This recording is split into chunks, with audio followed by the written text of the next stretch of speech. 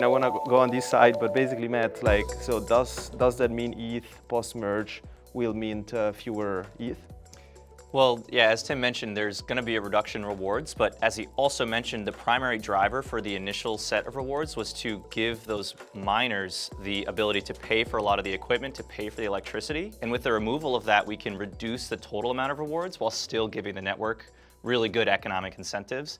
And that 90%-ish drop in reduction of supply, or rewards rather, means a drop in supply. But this is a good thing, right? It means less ether will be entered into the circulation. It means that there will be kind of a contraction of supply, which could, increase the value, will reduce overall inflation. And, there's other incentives at play, like EIP 1559, which, Tim worked on a lot. And we are seeing kind of the reduction of supply, the burn of gas fees and base fees, as was mentioned from EIP. With the introduction of EIP 1559 and this reduction in ether rewards, we're seeing that steady kind of contraction of supply in a way that will keep the currency very healthy in the long term and kind of sets us up for a future that, again, is not necessarily incentivized by the heavy use of electricity, but is incentivized by that continued want to get involved, right? To get rewards, as Tim mentioned, in that proof of stake system, and an overall reduction in supply. It's interesting. You mentioned the 5059. I know you're super passionate about it. You want to expand a little bit what's EIP 5059 for the audience out here? Sure. So EIP 1559 solved a bunch of problems on Ethereum. The first problem that it solved is how much should you pay for a transaction? And this might sound stupid that it was not a solved problem, but the way Ethereum transactions worked before EIP 1559 were kind of like bidding on a house in a really competitive market. So imagine a house is for sale at $1 million, but you know other people are going to bid. So you might bid 1.1, but then if you know that I'm bidding and other people are bidding, you might bid 1.2. And then Chris, he absolutely wants the house. He just goes ahead and bids 1.5. And Chris buys the house. But the thing is, after that, Chris learns that, well, you would have just paid 1.2, 1.1, so he paid like this extra $300,000, when in fact he could have paid 1.2 and $1 and still be the highest bidder and kind of save that extra difference. And that's how transactions used to work on Ethereum. So it wasn't obviously such high values, but say you wanted to pay to be included in a block, you would have to look at everybody else who wants to be included, assume they all want to be included, and they're competing with you, and perpetually raise your bid. With EIP 1559, we basically have a price inside the protocol which tells you how much you should pay to be included in a block. And this price goes up if more people want to use Ethereum, and it goes down if less people want to use it. One example I sometimes use is Uber surge pricing, which people are familiar with. But it's almost like two-way Uber surge pricing. It's not just it goes up. It's it goes up when everybody wants to use it, but it also goes down when nobody wants to use Ethereum. And the big difference now is the network kind of quotes you a price, which if you don't want to pay, obviously you don't have to. But if you do, then you get very high guarantees that your transaction will be included super quickly. So this has helped just make the gas estimations for wallets like MetaMask and others much simpler, and also kind of provide this value in the network where, we always know what's the right price for a transaction. In order to do this, and for this mechanism to work, you want miners and post-merge validators to be indifferent to whether this network price, which we call the base fee in EIP 1559, but whether this network inclusion price is high or low. Because if say miners got all of these transaction fees, then they would obviously want the price to be high all the time. So what they would do is they would create a bunch of transactions, fill a block with transaction, which would raise the price. But then if they get those transaction fees back, it's basically free for them to do that. So they're not actually paying the high price, but all the users are. So to avoid that, we basically need to remove the incentive for miners to have the price be low or high. And the simplest way to do that is just by burning that part of the transaction fee.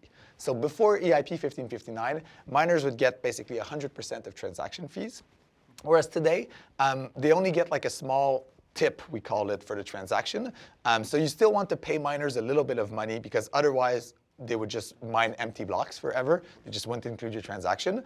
But the amount of money you need to pay them for it to be worth it is very low, because there's basically no extra work to include a transaction or not. And the byproduct of that is, well, if we have this network price that goes up and down based on demand, and we can't send it to miners and we burn it instead, it means that as more and more people use Ethereum, obviously the price goes up, and we're kind of burning a larger and larger part of transaction fees.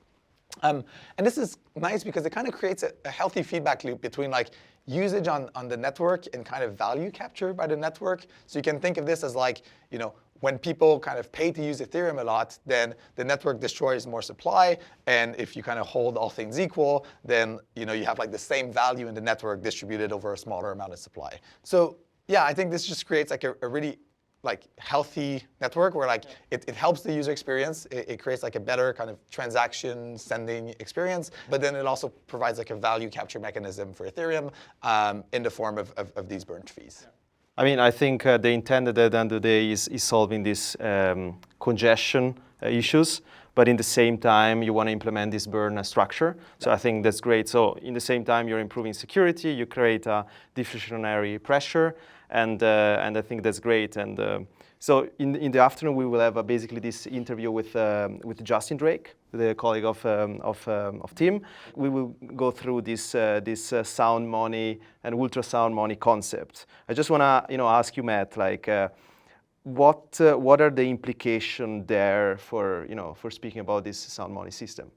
Yeah, so I'm going to, of course, let Justin lay it out very succinctly, and I'm sure in great detail at the same time. But, of course, we also have a knowledge base on consensus where folks can go and learn about the merge and understand these critical points. But really, there's kind of two main things to break down: is mechanically what's happening within the protocol, and at the same time, why did we choose the specific economic design there to that change within the protocol. So, mechanically, as discussed, like moving to proof of stake kind of reduces that individual energy cost for the miners, which means we can overall reduce those rewards, as I had mentioned.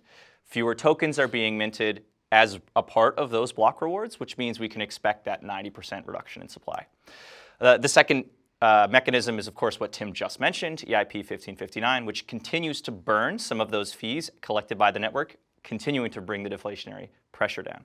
So overall, taken together, we're seeing a reduction in issuance, a burn of supply, and if kind of current patterns persist post-merge, we're going to see a lot more burning than we are new minting. And this will be fantastic for a number of reasons, because again, we're seeing kind of value capture within the network and less issuance so that we can have ETH become a lot more of a kind of sound, of course, currency, and it is impacted a lot more by pressures that are outside of this system. Some folks that are holding ETH would be interested to know a lot of this, but of course it has impacts on DeFi and different protocols that are deployed on Ethereum that are either pegged to the value of Ether, or that use different token standards that are built on top of Ethereum that relate back to the underlying currency. But it's really allowing us to secure this value of the token long term. And of course, the whole point of the merge and proof of stake is to make sure that Ethereum is ready for kind of the next generation of Web3 and of all these different applications and protocols that are going to be built on top of the network. So, as we secure native value into the Ether network, we're also looking to secure that value within DeFi.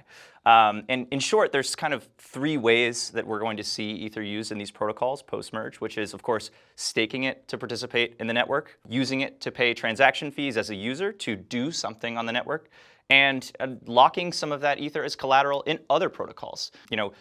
You might hear of the total value locked of these big protocols, but really at the end of the day, that's users providing their collateral in order to do something novel, unique, or to try to make some money on various new kind of great applications that developers are building in DeFi. And of course, we want, or developers rather, will want to build on the network that has the highest security, that has the economic incentives that align with what they want to do, that is sustainable, so that they're, of course, building for the future. And I think that altogether, all these different changes that we're seeing are going to create a really kind of productive and really valuable environment for new DeFi protocols, new developers, and kind of the next generation of apps built on Ethereum.